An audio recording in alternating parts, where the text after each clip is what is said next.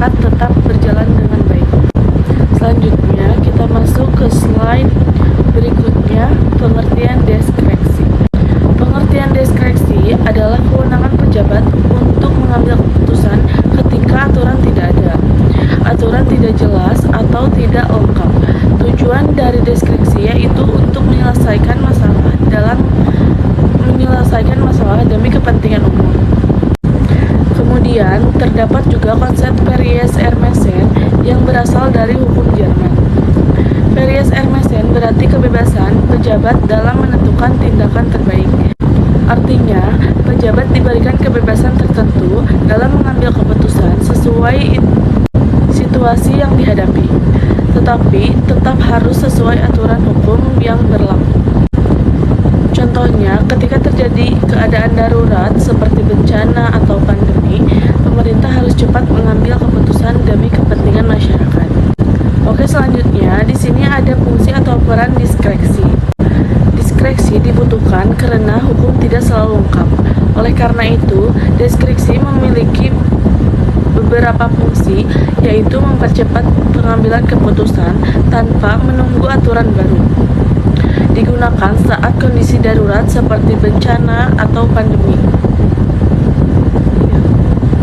Membuat pelayanan publik lebih cepat dan fleksibel serta mengurangi birokrasi yang rumit.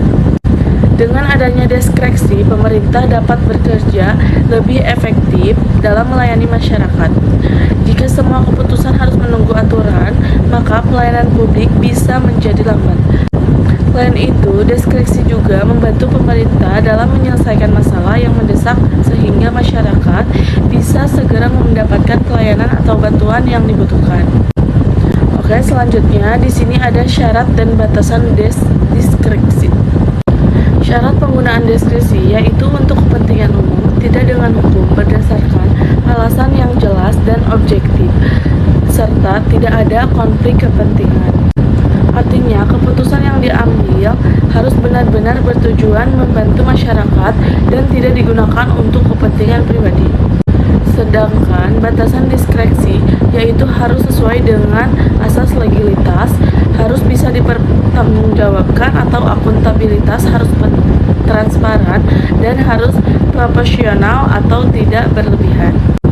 Jadi, walaupun pejabat memiliki kebebasan dalam pengambilan keputusan, tetap ada batasan yang harus dipatuhi agar tidak terjadi penyalahgunaan wewenang.